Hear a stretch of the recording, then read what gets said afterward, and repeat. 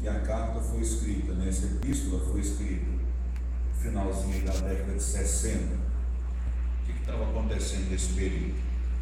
O crescimento da igreja gentílica, independente do judaísmo, conduziu a uma separação. Os membros da igreja judaico-cristã continuavam apegados à lei, apesar de confiar em Jesus, né, para a sua salvação. Mas era uma igreja que no início da fé cristã ainda estava apegada ainda a alguns preceitos judaicos. Então, o que aconteceu nesse período? Houve uma tensão entre judeus cristãos e gentios nesses 30 primeiros anos de igreja. E essa tensão ela foi crescendo cada vez mais, ao ponto de as igrejas cristãs começarem a crescer a tal ponto que começou a despertar uma certa ira da parte dos judeus, porque a sinagoga já não estava tendo aquele crescimento, ou estava perdendo muitos dos seus membros para as igrejas cristãs.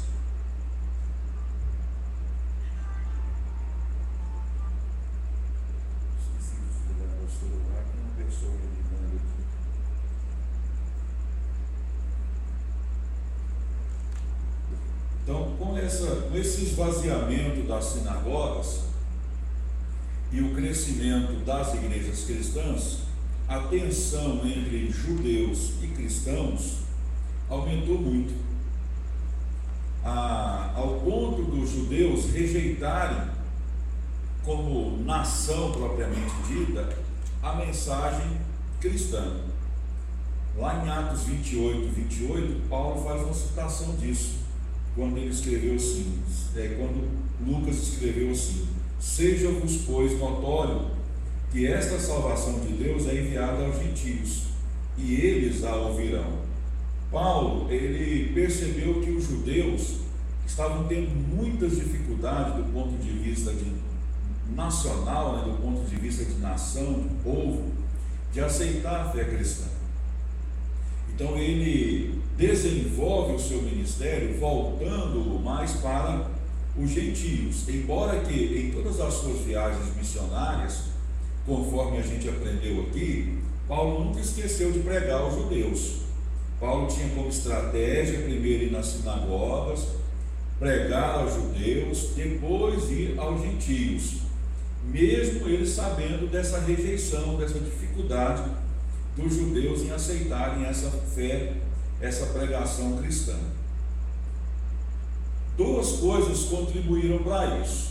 Primeiro, aquela pregação de Pedro, logo lá no começo, né, lá de Atos, capítulo 2, Pedro ele diz o seguinte lá no versículo 39: porque a promessa vos diz respeito a vós e vossos filhos.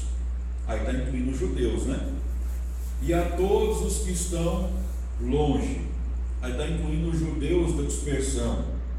Só que aí Pedro, ele proclamou aqui a universalidade do Evangelho, quando ele diz: a tantos quantos Deus nosso Senhor chamar.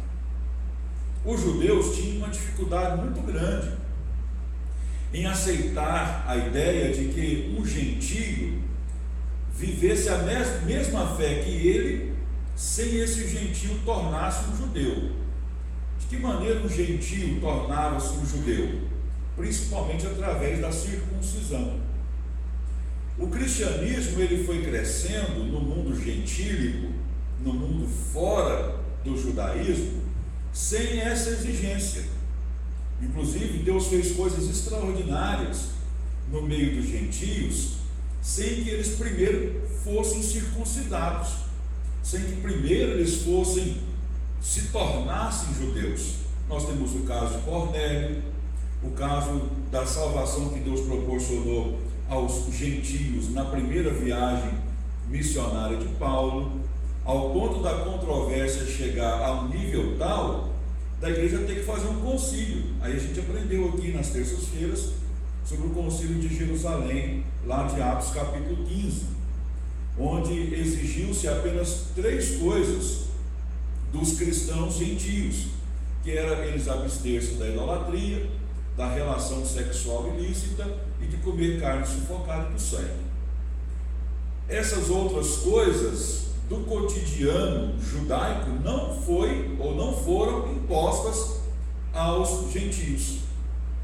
E os judeus, nacionalmente falando, tiveram muita dificuldade em aceitar isso, em perceber isso. Então esse foi o primeiro motivo, porque o cristianismo ele teve um rompimento com o judaísmo, a dificuldade dos judeus de aceitarem os gentios sem que os gentios se tornassem judeus através da circuncisão. O segundo motivo foi um pouco mais tarde, além da epístola aos Hebreus, que foi a queda de Jerusalém. Jerusalém foi destruída no ano 70.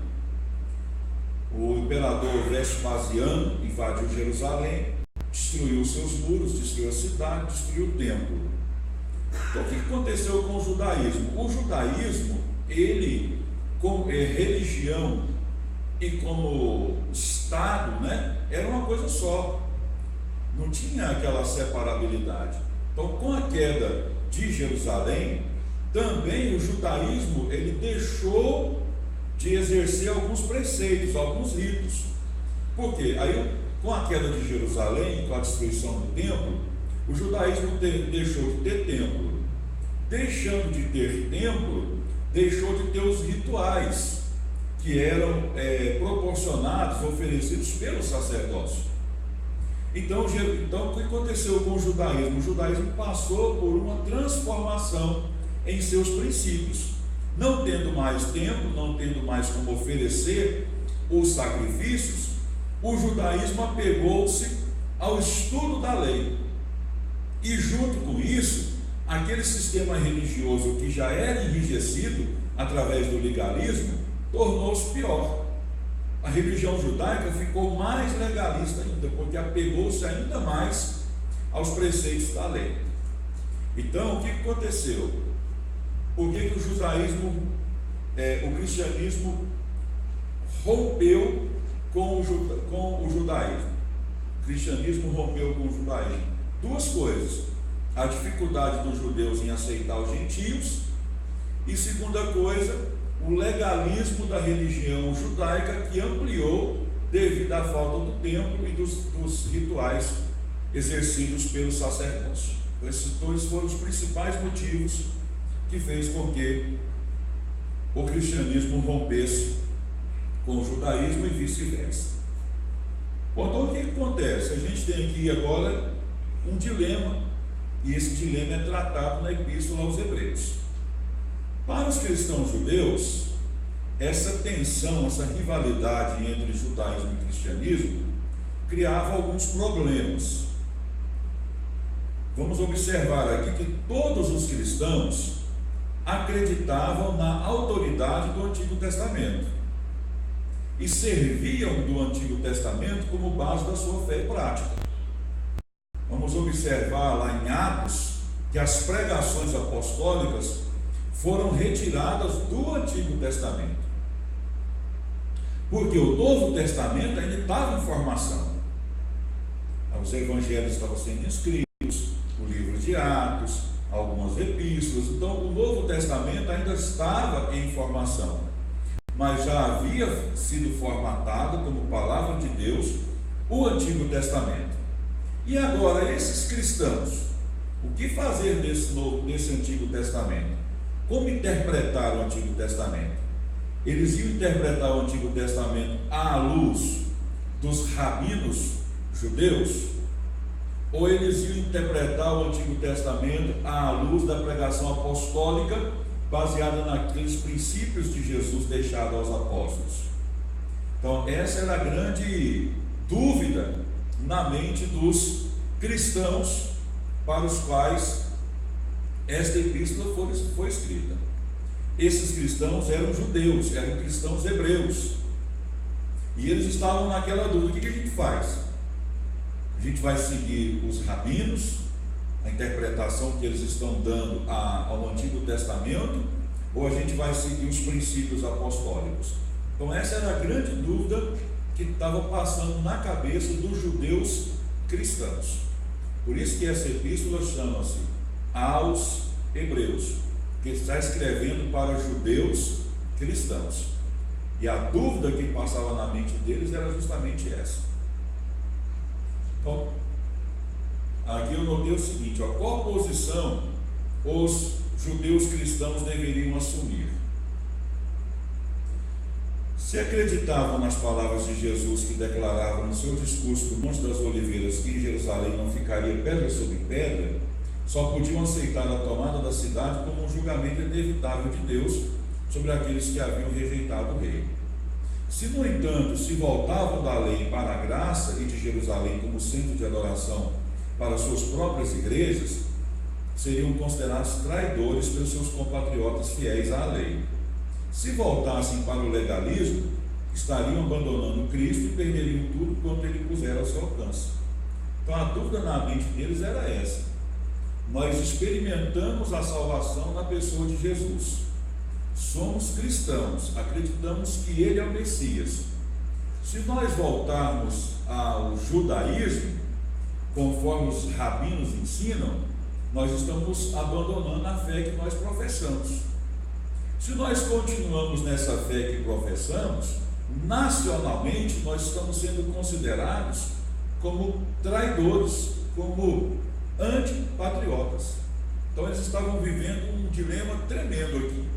Por isso que essa epístola foi escrita, para poder resolver esse dilema. Então a epístola aos Hebreus foi escrita para resolver esse dilema. O destinatário exato não é conhecido, porque na saudação da epístola não tem nenhuma saudação formal. E nos manuscritos antigos, a única referência que tem lá como título é aos Hebreus. Então as pessoas a quem essa epístola foi enviada, não dá para a gente ter certeza quem eram essas pessoas, mas a gente tem uma ideia de como elas se comportavam, extraídas da própria epístola. Aqui nós temos, as pessoas a quem essa epístola foi enviada estavam plenamente familiarizadas com o Antigo Testamento e com o seu sistema sacrificial. Se você leu aos Hebreus, você percebeu isso, que a todo momento esse escritor cita os ritos do Antigo Testamento, os preceitos da lei, o sacerdócio. Então os destinatários desta epístola tinham muita familiaridade com o Antigo Testamento e com o sistema sacrificial levítico. Essas pessoas que são as destinatárias da carta ou da epístola tinham sido postas em contato com o Evangelho. Elas conheciam o cristianismo, haviam aceitado a fé cristã e ouvido pregar homens que haviam sido testemunhas da vida de Jesus e que possuíam os dons do Espírito. Então esse grupo de pessoas que recebeu a epístola, elas ouviram das testemunhas que andaram com Jesus a pregação do Evangelho. Eles próprios haviam sido crentes inabaláveis, suportando a perseguição psicológica e física por amor da sua nova fé. Então esses cristãos judeus, não eram novos na fé, eles tinham tido um certo tempo, ou estavam um certo tempo, caminhando na fé cristã. Só que a dúvida, como eu já disse, estava batendo na mente deles: o que vai fazer agora? Não é? A epístola aos Hebreus, na opinião de alguns pesquisadores, foi enviada aos cristãos hebreus em Roma. Essa é uma sugestão. Agora, qual que é a sugestão mais antiga? Foi enviada a cristãos judeus da Palestina. Então existem duas opções para resolver o problema de qual grupo recebeu essa epístola. Alguns acreditam que são cristãos judeus que moravam em Roma. Outros acreditam que são cristãos judeus da Palestina. Não tem como a gente saber, porque na epístola não tem a dica. não tem a certeza de qual era o grupo, mas provavelmente é uma dessas duas opções: ou cristãos judeus que habitavam em Roma, ou cristãos judeus que habitavam na Palestina. Bom, quem é o autor desta epístola? Alguns colocam como se fosse Paulo. Conta na lista de escritos paulinos a epístola aos Hebreus. Não tem como a gente saber, porque não tem nenhuma indicação na epístola de que é Paulo o autor, diferente das outras epístolas de Paulo, onde ele facilmente é identificado como autor delas. Já na epístola aos Hebreus, a gente não tem nenhuma pista exata de quem é o autor. Existem algumas possibilidades que daqui a pouco eu vou falar.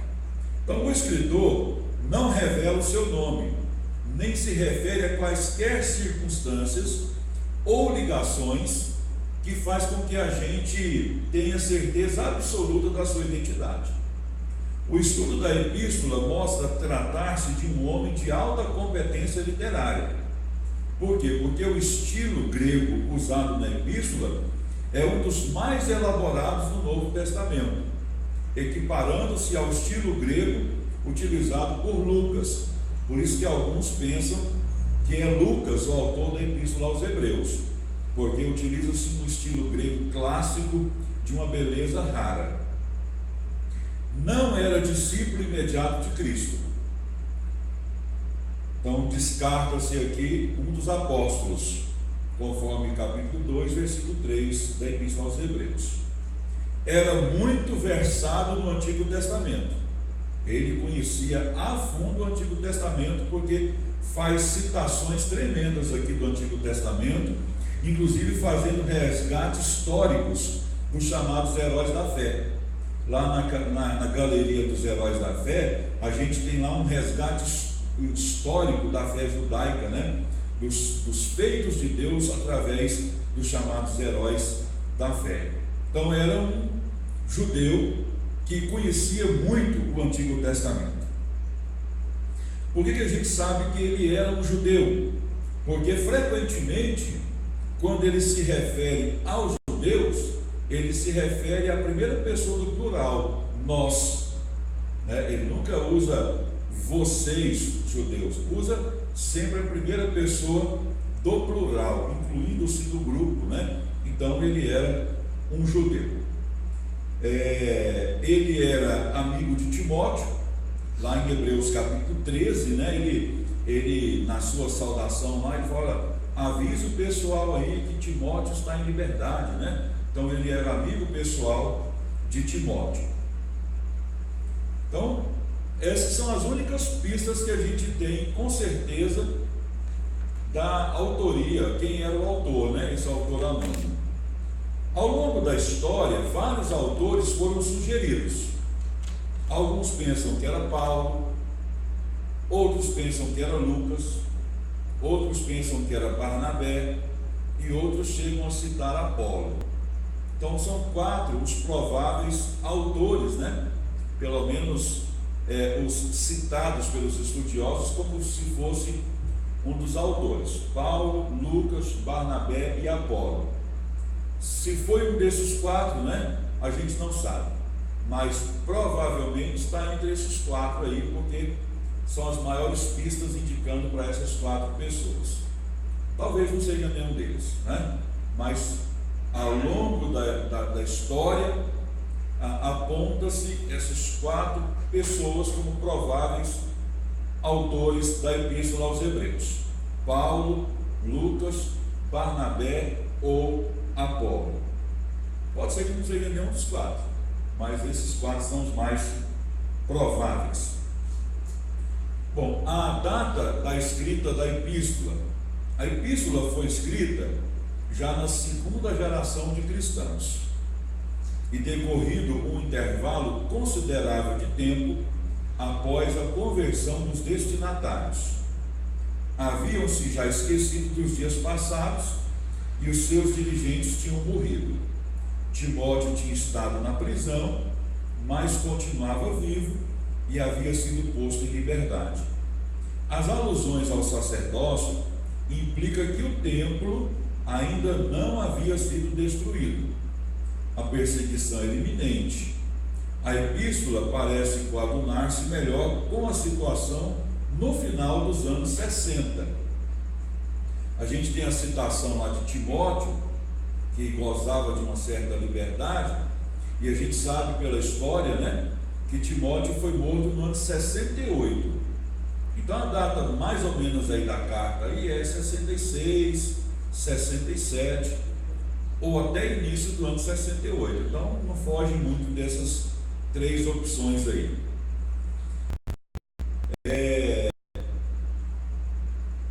Pelas várias citações que a gente tem aqui do serviço levítico, essa epístola foi escrita antes da destruição do templo, porque se tivesse sido escrita depois, com certeza a epístola faria menção disso, desse fato histórico relevante para o serviço levítico, o serviço sacerdotal. Bom, então vamos aqui para o esquema da carta. O esquema da carta vai girar em torno do seguinte tema: Hebreus, a epístola das melhores coisas. Você vai ver a todo momento o termo melhor na epístola aos Hebreus, todo momento. Então o tema da epístola gira em torno da palavra melhor, empregada numa série de comparações para mostrar como a revelação de Deus em Cristo é superior à lei, especialmente aquela aplicada ao sacerdócio levítico. Então, como propósito aqui da epístola, propósito principal é trazer a certeza aos cristãos judeus que estavam em dúvida de continuar no cristianismo ou voltar para o judaísmo. O escritor da epístola aos Hebreus vai reforçar muito a ideia de que a opção dos judeus cristãos é melhor do que a dos judeus do judaísmo. Então por isso que ele vai fazer várias comparações entre Cristo e o sacerdócio, colocando Cristo como melhor do que o sacerdócio levítico. Então a qualidade revelacional e a validade da lei para a sua época não são negadas aqui na epístola aos Hebreus. Em momento nenhum ele vai dizer que a lei não foi boa para a antiga aliança. Para a antiga aliança ela cumpriu o seu papel, mas quando chega a nova aliança, a antiga torna-se obsoleta. Então a epístola aos Hebreus não tem como propósito desfazer da antiga aliança para a função que ela ocupou na época dela. Não é esse o propósito, é mostrar que ela teve uma função que foi até Cristo, que é uma revelação superior. Essa é a ideia da epístola aos Hebreus. Então a nova revelação em Cristo substitui a velha. A vinda da substância torna obsoleto aquilo que era apenas uma sombra. Em estrutura, o livro consiste na referida série de comparações, a cada uma das quais se segue um aviso e uma exortação, geralmente contidos no parêntese. É como uma oração que começa com uma proposição, a qual se prolonga num argumento aplicado periodicamente às necessidades dos leitores e que termina com um auge tremendo. Deixa eu explicar isso. Por exemplo, ele vai falar sobre o melhor mensageiro, que é o Filho. Ele vai falar sobre a qualidade do Filho, vai falar que ele é superior aos anjos. Aí depois que ele fala sobre isso, que essa mensagem, né, é superior à anterior, ele abre um parêntese, né, que vai falar sobre o perigo de negligenciar essa mensagem. Aí depois ele vai falar sobre a encarnação. Aí depois ele vai falar de Cristo como o melhor apóstolo, citando que ele é superior a Moisés. Aí depois que ele fala que Cristo é superior a Moisés, ele vai abrir um outro parêntese e vai falar sobre o perigo da descrença, de negligenciar, de descrer nessa autoridade do apóstolo e sumo sacerdote Jesus, que é maior do que a de Moisés. Aí depois ele vai falar sobre a superioridade do repouso que Cristo traz Aí ele abre um outro parêntese para falar sobre o perigo da desobediência. Então os parênteses giram em torno dos avisos com relação à descrença, à incredulidade, ao desprezo. Então essa é a ideia. A cada verdade comparativa que ele vai trazendo uma advertência para não negligenciar aquela revelação. Se você for lá no finalzinho da epístola aos Hebreus, você vai perceber que ele faz uma alusão a essas advertências parentéticas, quando ele fala: olha, as minhas advertências foram muito duras, né? Mas necessárias. Então ele vai sempre trazer uma verdade comparativa, depois ele vai trazer uma advertência para que essa verdade não seja negligenciada, desprezada ou não crida. Bom, então vamos lá. Primeira coisa que a gente vai observar na epístola aos Hebreus é que a epístola começa falando sobre a mensagem, né? Vai dizer que Cristo é o melhor mensageiro. Então, o primeiro tema desse esquema da epístola aos Hebreus, que tem como tema principal, né, a epístola das melhores coisas, é o melhor mensageiro. Quem é o melhor mensageiro? Os profetas lá da antiguidade, que Deus utilizou dessas várias formas de falar ao povo? Não. Por quê? Porque esses profetas apontaram para uma mensagem maior e para um mensageiro, um profeta maior do que eles, que é justamente Jesus. Então o capítulo 1, versículo 1, começa assim: há muito tempo Deus falou muitas vezes e de várias maneiras aos nossos antepassados por meio dos profetas. Versículo 2: mas nestes últimos dias, essa expressão, mas nestes últimos dias, deve ser entendido o seguinte: de uma vez por todas, nesse estágio final do plano da redenção de Deus, ele falou-nos por meio do Filho. Então ele cita o Antigo Testamento, as profecias, como uma maneira de Deus ter falado ao povo. Aí ele diz: olha, nesses últimos dias, ou seja, nesse estágio final do plano da redenção de Deus, ele falou por meio do Filho, a quem constituiu o herdeiro de todas as coisas e por meio de quem fez o universo. Aí ele fala da qualidade desse Filho. O Filho é o resplendor da glória de Deus e a expressão exata do seu ser, ou seja, todas as qualidades essenciais do ser de Deus estão claramente focalizadas na pessoa de Jesus. Então, nesse trecho aqui, capítulo 1, versículo 1, 2 e 3, nós temos um claro contraste da qualidade da nova revelação com a anterior. Porque enquanto a anterior foi trazida por homens, né, e ela apontava para uma revelação maior, aqui nesse estágio final do plano de redenção de Deus para a humanidade, essa mensagem foi trazida pelo Deus homem e ela é o cumprimento daquelas mensagens anteriormente profetizadas. Então aqui nesse trecho, nos 3 primeiros versículos, o autor da epístola aos Hebreus mostra que a qualidade da nova revelação é superior à anterior. Então essa é a ideia aqui.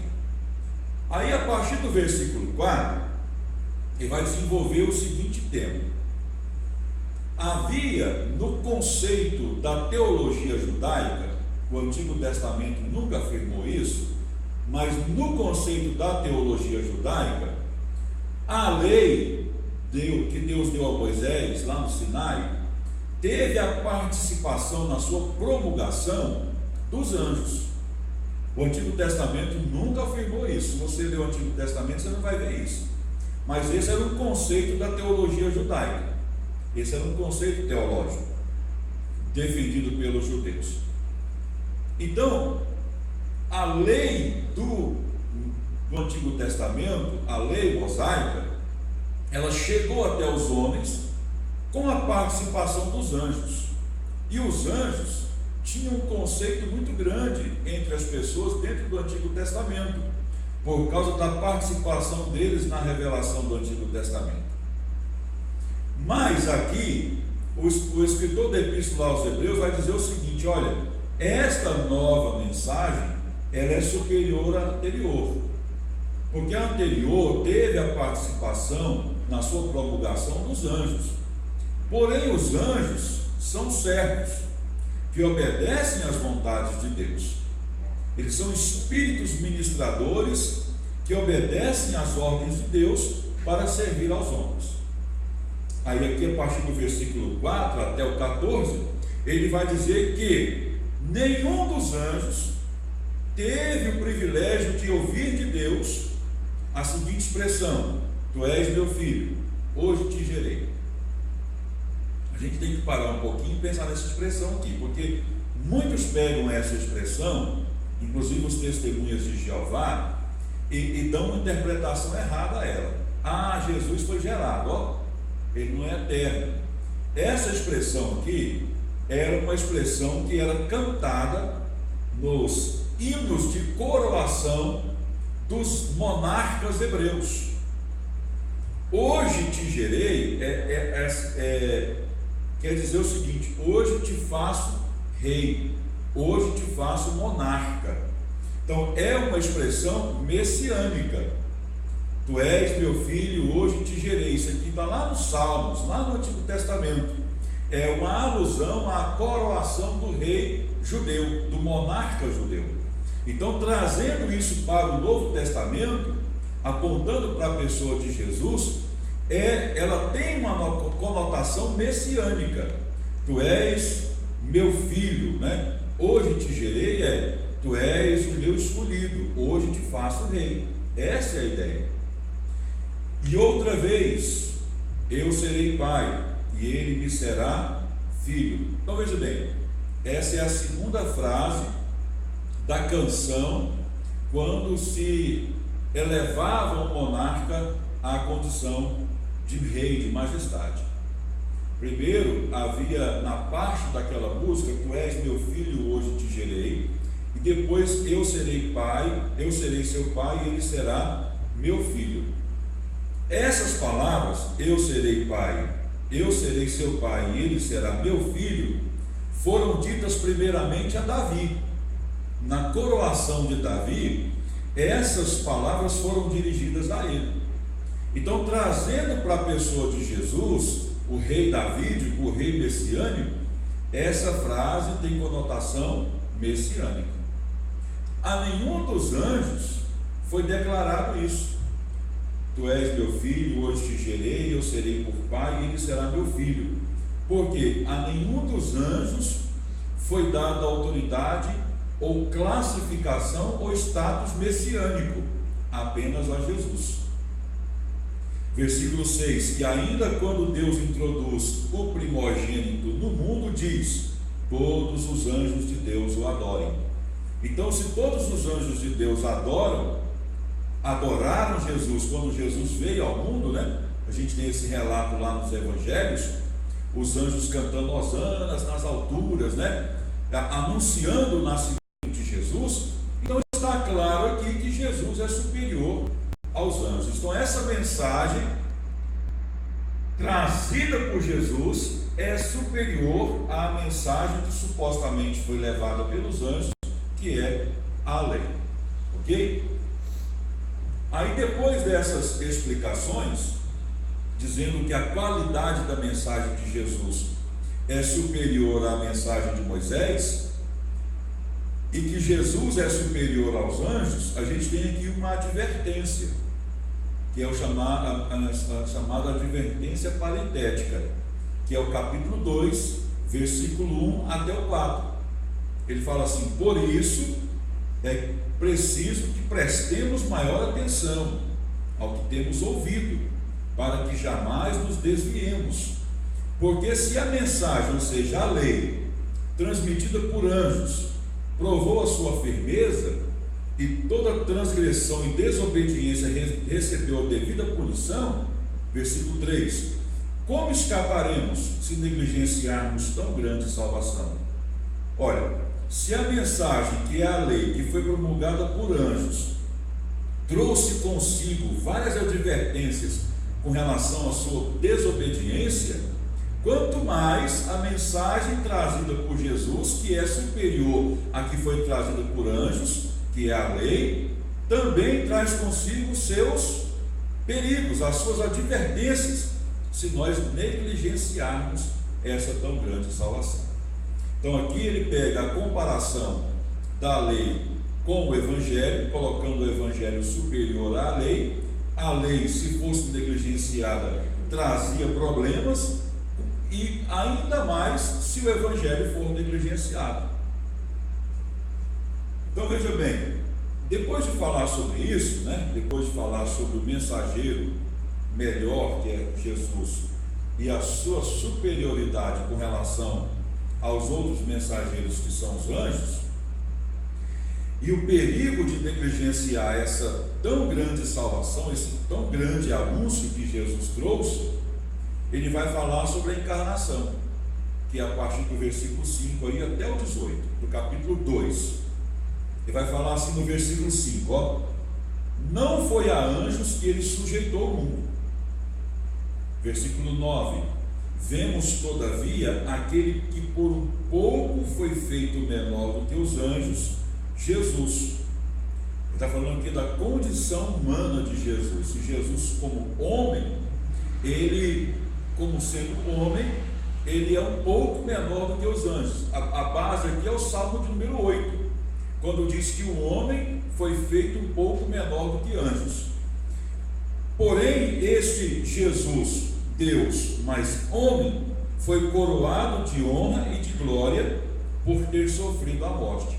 Ou seja, nenhum dos anjos passou pelo processo da encarnação. Quem passou pelo processo da encarnação foi o Deus homem. E ele foi coroado de honra e de glória porque ele sujeitou-se, mesmo sendo a vida e o autor dela, ele sujeitou-se à morte. Então ele usa aqui a mensagem da encarnação para outra vez mostrar a superioridade de Jesus com relação aos anjos. Bom, já no capítulo 3, a gente já tem um segundo tópico aqui que a Epístola aos Hebreus vai trabalhar, que é o melhor apóstolo. O primeiro tópico é a melhor mensagem, o melhor mensageiro. O segundo tópico aqui, o melhor apóstolo. Lembrando que a palavra apóstolo, apostelo, do grego, significa enviado, tá? Enviado. Então, o melhor apóstolo. Então, ele vai falar dentro desse tema, o melhor apóstolo, capítulo 3, versículo 1 até o capítulo 4, versículo 13, ele vai falar que Cristo é superior a Moisés e que o repouso que Cristo traz é superior ao antigo repouso lá do Antigo Testamento. Então Jesus é superior a Moisés. Esse conceito está desenvolvido aí no capítulo 3, do versículo 1 até o versículo 6, onde ele fala aí no versículo 1: fixem os seus pensamentos em Jesus, apóstolo e sumo sacerdote que confessamos. Versículo 3: Jesus foi considerado digno de maior glória do que Moisés, da mesma forma que o construtor de uma casa tem maior honra do que a própria casa. Então, nessa parte aqui desse texto, ele fala que Jesus é superior a Moisés, apontando até, informando até que Moisés falou acerca do próprio Cristo. Então, diante desta realidade, que Cristo é melhor e superior apóstolo e sumo sacerdote, comparado a Moisés, ele vai abrir um outro parêntese, que é o capítulo 3, versículo 7 até o 19, e vai falar sobre o perigo da descrença. O maior problema lá do Antigo Testamento e do povo que Moisés guiou foi a descrença. O maior problema foi a descrença. Então, nesse capítulo 3, versículo 7 até o 19, ele vai falar sobre a gravidade do perigo da descrença, e ele vai citar três coisas desta grave situação que é a descrença. Primeira coisa, o autor chama a atenção para o fato de que Deus é quem está falando. E se a Bel estivesse aqui, ela ia dar um grito, ó. Ainda bem que ela não veio. Uma barata bem ali, ó. Quem tem medo de barata, pode ir lá para fora. Primeira coisa que ele vai falar aqui sobre a gravidade da situação que é intensificada por essas três coisas. A primeira delas, o autor chama a atenção para o fato de que é Deus quem está falando e não o homem. Versículo 7 aí do capítulo 3, ó. Como diz o Espírito Santo. Então, todas as coisas que ele vem anunciando até agora, principalmente aqui o capítulo 3, versículo 1 até o 6, ele está deixando claro que é Deus quem está falando. Então, se é Deus quem está falando por meio do Espírito Santo, eu não posso descrer, eu não posso negligenciar, eu não posso desprezar. Segunda coisa, ele ressalta que esse afastar-se é do Deus vivo. Então ele mostra aqui um Deus ativo, né? Um Deus que se faz conhecido aos homens, que cumpre as suas promessas e executa os seus juramentos. E terceira coisa, ele usa o imperativo: encorajem-se uns aos outros todos os dias. Então, o perigo da descrença vai apontar para essas três coisas. O que eu não posso descrer dessa nova realidade mostrada por e em Cristo? Porque é Deus quem está falando. Segundo, porque este Deus vivo é um Deus ativo, que se faz conhecido aos homens por meio do Filho, cumprindo então suas promessas e executando todos os seus juramentos. E isso então deve servir de estímulo para que eu encoraje a mim mesmo e uns aos outros todos os dias. Essa expressão encorajem-se vai aparecer algumas vezes na Epístola aos Hebreus, não somente aqui no capítulo 3, versículo 13. Algumas vezes ela vai aparecer nesta epístola: encorajem-se uns aos outros todos os dias. Por que eu tenho que encorajar-me e encorajar uns aos outros todos os dias? No versículo 13 também está mostrando aí o motivo: por causa do engano do pecado. Então, o engano do pecado aqui talvez seja uma descrição, né, do pecado como um sedutor, baseado lá na queda de Adão e Eva. Então, o pecado, ele é sedutor, ele seduz, ele vai atraindo a pessoa aos poucos, né? Aos poucos, daqui a pouco a pessoa já caiu na arapuca. Então, por isso que esse encorajar-se deve ser diário, conforme o versículo 13, ó. Encorajem-se uns aos outros todos os dias, para que a gente não caia no engano do pecado. O pecado, ele é enganoso, né? Ele é traiçoeiro, ele é sedutor. Então deve-se ter cuidado com relação a ele. Bom, veja que no capítulo 4, do versículo 1 até o 10, a gente tem aqui um tema interessante, que é o repouso. A superioridade do repouso que Cristo proporciona em relação ao repouso lá do Antigo Testamento. O versículo 1 do capítulo 4 fala assim, ó: visto que nos foi deixada a promessa de entrarmos no descanso de Deus, que nenhum de vocês pense que falhou. Então, o fracasso, ele está sempre relacionado à incredulidade. Por isso que o Evangelho deve ser acompanhado de fé, de ação, né? Não somente a pessoa ficar ouvindo a mensagem, mas deve ter fé ativa, né? O escritor aos Hebreus vai tocar nesse ponto, conforme o verso 2 aí. A gente salta lá pro versículo 9 e 10 do capítulo 4, que fala assim: assim ainda resta um descanso sabático para o povo de Deus. Pois todo aquele que entra no descanso de Deus, também descansa das suas obras, como Deus descansou das suas. Que versículo estranho, né? Esses dois versículos, né? Aqui diz o seguinte: assim como Deus cessou o trabalho da criação, quando a pessoa aceita Jesus pela fé, aceita a mensagem do Evangelho, ele também cessa o seu trabalho. Que trabalho é esse? De buscar, através das suas próprias forças, dos seus atos meritórios, a salvação. Ele cessa o seu trabalho, o seu esforço, e passa então a viver na dimensão do trabalhar de Jesus. Então, assim como Deus cessou a atividade da criação, o ser humano também ele entra nesse repouso, né? Ele deixa de tentar atingir a sua própria salvação e acessa a Deus pela obra de Cristo, que o autor chama aí de a purificação dos pecados.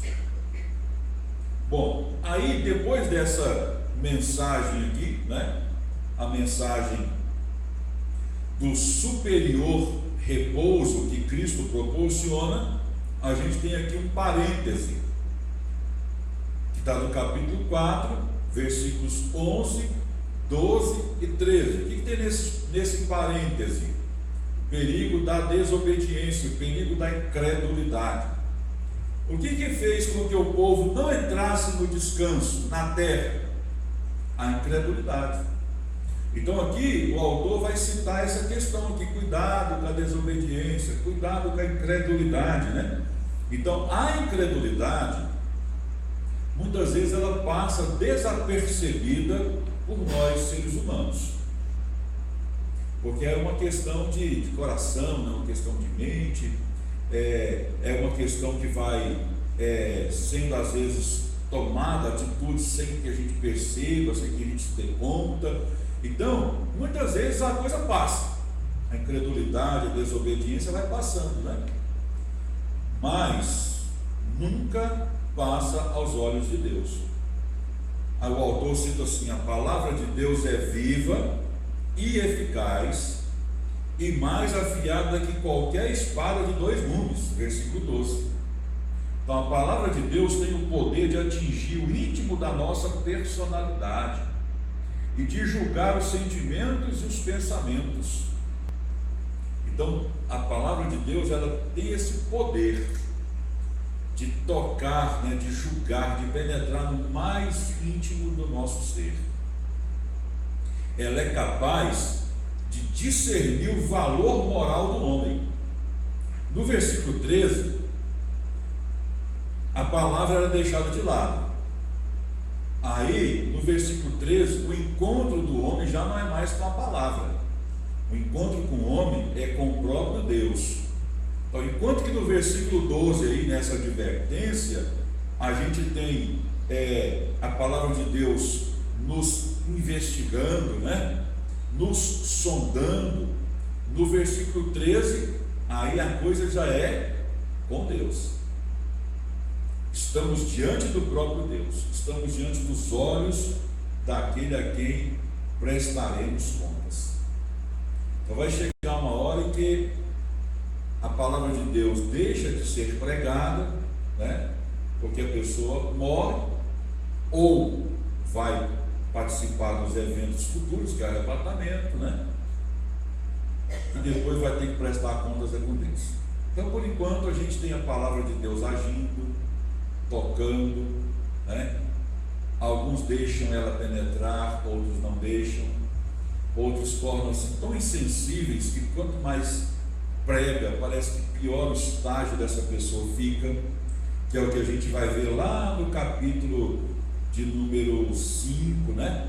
E 6, a gente vai ver sobre isso. As pessoas que chegam a um nível de incredulidade tão grande que a mente já fechou de uma tal forma que ela não consegue mais obedecer à palavra de Deus. Bom, então, no capítulo 4, até o capítulo 7, a gente vai ter aqui uma comparação do sacerdócio, né, de Jesus com o sacerdócio arônico. Como a gente vai precisar aqui de uns 20 minutos, talvez um pouco mais, para poder falar sobre essa questão, que é um pouquinho longa, a gente vai deixar o restante dos temas para terça-feira que vem. Hoje está um pouquinho difícil de acompanhar, porque a gente não tem aí o data show, né? E às vezes assim, essa dificuldade, a pessoa está só ouvindo, não está acompanhando lá, fica um pouco perdida, às vezes vai gerando um pouco de sonolência. Então vamos terminar um pouquinho mais cedo. Terça-feira que vem a gente continua, tá? Então terça-feira que vem a gente vai continuar aí no capítulo 4, versículo 14, que é sobre a comparação do sacerdócio de Jesus com o sacerdócio arônico. Tá certo, meus queridos?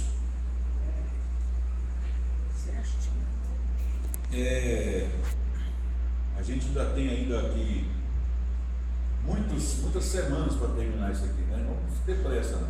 Vamos trabalhar.